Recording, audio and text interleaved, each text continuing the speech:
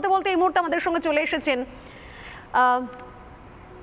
ইন্দ্রনীল খাঁ, আমাদের সঙ্গে যোগ করেছে চিকিৎসক ইন্দ্রনীল খাঁ, বিজেপি নেতা এবং একই সঙ্গে চিকিৎসক ইন্দ্রনীল খাঁ এই সময় আমাদের সঙ্গে লাইভ স্টুডিওতে রয়েছে। ইন্দ্রনীলবাবু, আপনাকে স্বাগত রিপাবলিক বাংলায় সোজাসুজি স্বর্ণালীতে। সন্দীপ ঘোষকে নিয়ে যখন আলোচনা করছি ইন্দ্রনীলবাবু, ঠিক সেই সময়তে একাধিক প্রশ্ন সামনে আসছে। ঘটনাচক্রে খুব সারপ্রাইজিংলি গতকাল থেকে একটা অডিও ভাইরাল হয়েছে পিজিটি এবং ইন্টার্নের মধ্যে। আমি সেই অডিওটা একবার শোনাবো, যদিও এই ভাইরাল অডিও এর সত্যতা যাচাই আমরা করিনি, কিন্তু যে ধরনের কথা বলা হয়েছে সেটা মারাত্মক। আমি আবারও সে একই প্রশ্ন করছি, কিসের ভিত্তিতে এই ধরনের এরকম একটা মানসিকতার চিকিৎসক যিনি অধ্যক্ষের পদে রয়েছেন তাকে ছেড়ে রাখা হয়েছে?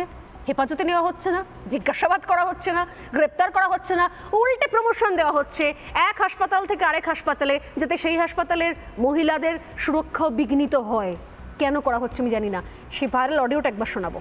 ব্যাপারটা আরজি করে গোটা মুভমেন্টটা পুরোটাই মেকি, ঠিক আছে? ওটা প্রিন্সিপালই চালাচ্ছে অ্যান্ড প্রিন্সিপালের যারা সাঁকড়ে তারাই চালাচ্ছে, আমাদেরকে ইয়ে করছে। মুভমেন্টের যে কোনো আলাদা ফেস হবে, অথরিটি যে কোনো স্টেপ নিচ্ছে না বা এরকম আজে বাজে কমেন্ট পাস করছে, এটার এগেনস্টে কিন্তু কিছু নেই, ঠিক আছে?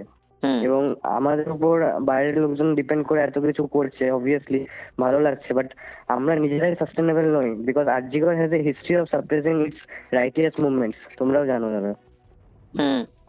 অ্যান্ড এইখানে কালকে একটা ভিডিও এসেছিল যে একটা সিভিক ভলেন্টিয়ারকে অ্যারেস্ট করেছে, ওটা একটা স্কেপগোট ছিল, ওটার সঙ্গে সঙ্গে আমরা হুইসেল ব্লো করেছি, বাট অথরিটি চেয়েছিল যে হ্যাঁ ওটাকে আমরা ভুলে যাব, কিন্তু ওরা তো জানে না যে অ্যাটলিস্ট সেইটুকু আইকিউ তো আছে যে মানুষ বুঝতে পারবে ওটা ওর পক্ষে করা সম্ভব কিনা।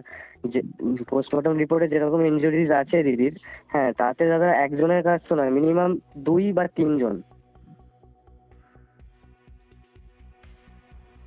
আমরা দাদা সাসপেক্ট করছি এটা ইন্টার্নের কাজ,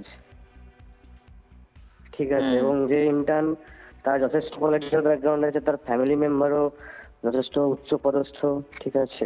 নাম নিতে পারবো না কারণ আমারই সমস্যা হয়ে যাবে, বাট না, নাম নিতে হবে না, একদম নাম নিতে হবে না। না দাদা সেটাই, এবং তাকে প্রোটেকশন দেওয়ার জন্যই মানে খারাপ লাগছে ভাবতে যে আমার ব্যাচমেটই এরকম করতে পারে, এবং কলেজ অথরিটি এতটা নির্লজ্জ যে তাকে সেফগার্ড করার জন্য এত কটা গেমস খেলা হচ্ছে। গোটা মুভমেন্টটা আমাদের কলেজ অথরিটি রান করছে, ঠিক আছে? একটা যদি খারাপ টাইমে তোমার পাশে কেউ এসে দাঁড়ায়, জাস্ট একটা মেয়ে কি করছে, এবং সে যখন ছড়ে যায় না, পুরো সবকিছু ভেঙে পড়ে যায়।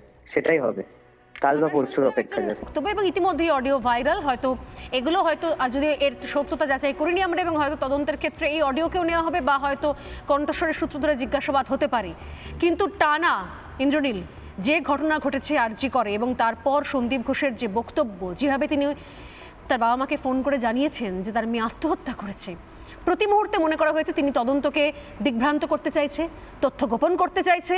মুখ্যমন্ত্রী বলছেন 5 দিন সময় দিলাম, 5 দিনে কুলকিনারা করতে না পারলে, দোষীরা গ্রেপ্তার না হলে, খুনি গ্রেপ্তার না হলে, দোষীরা ধরা না পড়লে উনি নাকি সিবিআইকে দিয়ে দেবেন। 5 দিন পর আপনি একজন চিকিৎসক, তার সঙ্গে রাজনীতিও করছেন, মনে হয় যে এরপর সিবিআই এসে আর কোনো তথ্য প্রমাণ নমুনা কিছু পাবে? মানে এটা কি সাজানো একটা প্লট চলছে না মানুষকে বোকা বানানোর জন্য? ইন্দ্রনীল, যখনই এরকম একটা ঘটনা প্রকাশ্যে এলো, তারপরে ইমিডিয়েট ফার্স্ট স্টেপ হওয়া উচিত সেই কলেজের যিনি অধ্যক্ষ, যিনি মেন দায়িত্বে আছেন, যিনি আজকে বড় বড় কথা বলছেন, তার ঘরে নাকি ছোট ছোট 2 বাচ্চা আছে, তাদের জন্য দুঃখে সে উল্টে যাচ্ছে, এবং এই যিনি নির্যাতিতা, যিনি নিহত, তাকে নাকি তার মেয়ে মনে করছেন, তার তো প্রথম দিন ছিল তার পদত্যাগ করা। তার নিজের বিবেকের কাছে জবাব দিতে পেরেছেন তিনি তো আজকে গার্জেন হিসেবে ফেলিওর। এবং ইমিডিয়েটলি, এবং রাজ্য সরকার, রাজ্যের মুখ্যমন্ত্রী মমতা বন্দ্যোপাধ্যায়, তিনি স্বাস্থ্যমন্ত্রী, তিনি স্বরাষ্ট্রমন্ত্রী, তিনি কেন সেই দিন ইমিডিয়েটলি তাকে ওখান থেকে সরায়নি? যখনই কোনো অভিযোগ এসছে, যে প্রথম কাজটা পুলিশের করার কথা সেটা হলো ওই জায়গাটাকে কর্ডন অফ করা, এবং তার সাথে সাথে এবং রাজ্যের পুলিশ প্রশাসন এবং রাজ্যের স্বরাষ্ট্র দপ্তর এবং আমাদের রাজ্যের মুখ্যমন্ত্রী মমতা বন্দ্যোপাধ্যায় কেন ইমিডিয়েটলি তাকে সরায়নি? এখানেই তো গাফিলতি 1 নম্বর ঘটলো। সন্দীপ ঘোষ তো বলতে পারেন তৃণমূলেরই একজন অ্যাসেট, এবং সেই অ্যাসেটকে দিয়ে যত্ন করে 3-4 দিন কেটে গেল, এবং যেখানে তথ্য প্রমাণ লোপাট হওয়ার বারবার করে সম্ভাবনা আসছে।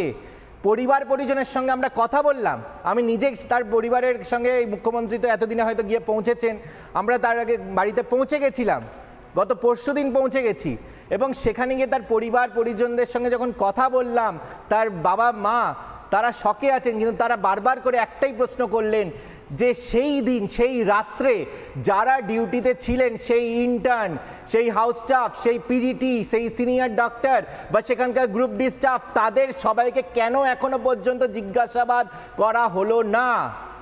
এখানেই তো সবথেকে বড় প্রশ্ন। কোনো ইন্টারোগেশন হলো না। যারা মূল উইটনেস, যারা সেই মুহূর্তে কর্তব্যরত, তারা কি কর্তব্য পালন করেছিলেন? এবং এত আওয়াজ, এত একটা মেডিকেল কলেজ, আপনারা জানেন যে সেখানে কতটা বিজি থাকে সেই জায়গায়, সেখানে একটা মেডিকেল কলেজের মধ্যে ঢুকে কোনো বহিরাগত এলো না ভেতরের কেউ করেছে, সেখানে কেন কোনো ইন্টারোগেশন হলো না? চিকিৎসক, আপনার মনে হয় যে কোনো একজনের পক্ষে একটি মেয়ের পেলভিক বোন, তার কলার বোন, তার থাইরয়েড বোন, গলার বোন, থাইরয়েড বোন এবং তার গোড়ালির হাড়, এগুলো ভাঙা সম্ভব মনে হয়? 113 কাছাকাছি কামড়ের দাগ, মানে একদম মাংস তুলে নেওয়ার মতো কামড়, আপনি আঙুল ভেঙে দেওয়া, নখ উপড়ে নেওয়া, চুল ছিঁড়ে নেওয়া, কোন একজনের পক্ষে সম্ভব বলে মনে হয়? একজন তো ছেড়ে দিন, একাধিক নরখাদক এই কাজ করতে পারে। পিশাচরা, নরপিশাচ যারা হয় তারাই এই কাজ করতে পারে, এবং একজন নয়। এটা পরিবার পরিজন বারবার বলছে। এই যে ইনকোয়েস্ট রিপোর্ট, যেখানে এই পুরো তথ্য প্রকাশ্যে এসছে, সেই তথ্য অনুযায়ী বাড়ির লোক থেকে শুরু করে পশ্চিমবঙ্গের প্রত্যেক সাধারণ মানুষ কেউ বিশ্বাস করতে পারছে না এটা কোনো একজন ব্যক্তির কাজ হতে পারে। এখানে কয়েকজন এর সঙ্গে যুক্ত আছে, এবং কারা, কোন প্রভাবশালী। এবং আপনারা আজকে সন্দীপ ঘোষকে নিয়ে যেমন বলছেন, সন্দীপ ঘোষ এতদিনে না হয় তিনি সরেছেন বলে তিনি অনেক বড় বড় বক্তব্য দেওয়ার চেষ্টা করছেন, তাই না?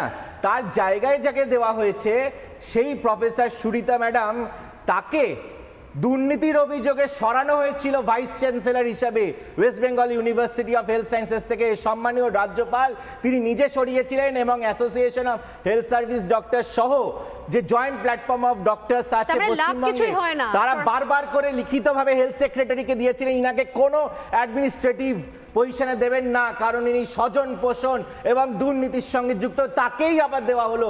আবার কোন প্রভাবশালীকে কেন, কাকে বাঁচানোর জন্য করছে, এই প্রশ্ন কিন্তু আরো সজোরে সবার কাছে চলে আসছে।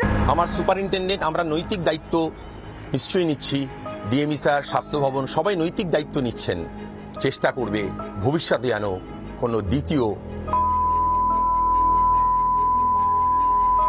না হয়, এরকম যেন কোনো কারোর সঙ্গে না হয়। আমি জানি না কে দোষী, কজন দোষী, কতজন ছিল, কিছু জানি না, কিন্তু শুধু এইটুকু বলতে পারি, আমি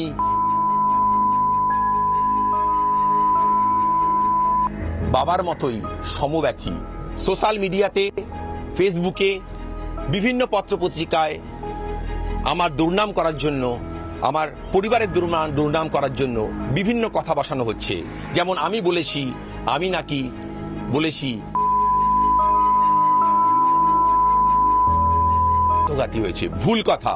আমি আজকে আমার এই রেজিগনেশন দেওয়ার সময় আমি সগর্বে বলে যাচ্ছি, আমি এ কথা বলিনি। সগর্বে, বাবার মতো। হাসি পায় শুনলে রাগ হয়, জানি না আমার হাতটা নিষ্পিস করে ওঠে, সেটা করার কথা নয়। এই ধরনের কথাগুলো বলছেন, অথচ ওই অভয়ার নাম বারবার বলে যাচ্ছেন। আমি জানি এখানে বসে রয়েছেন রাধামোহন বাবু, তার আগে আমি একবার বলি, এই ন্যায় সংহিতার ধারা অনুযায়ী ঠিক কি বলা হয় এখানে, ন্যায় সংহিতার কত নম্বর ধারায় কি আছে? ন্যায় সংহিতার ধারা হচ্ছে 72, আপনারা জানেন সবাই, যেখানে নির্যাতিতার নাম প্রকাশ্যে আনা অপরাধ। ন্যায় সংহিতার ধারা 72, ধারা 64, ধারা 65, ধারা 66, 67, 68, 69, 71 অনুযায়ী শাস্তি হওয়া উচিত অভিযুক্তের, এমনকি 2 বছরের জেল এবং জরিমানা পর্যন্ত হওয়া উচিত। এত বড় অফেন্স করার পরও মুখ্যমন্ত্রী মমতা বন্দ্যোপাধ্যায় তাকে পুরস্কার দিচ্ছেন, তাকে অ্যাওয়ার্ড দিচ্ছেন। যে ঘটনায় আরজি করা ঘটেছে, সেই ঘটনা যাতে পুনরাবৃত্তি হয়, তার জন্যই কি তাকে ট্রান্সফার করা হলো?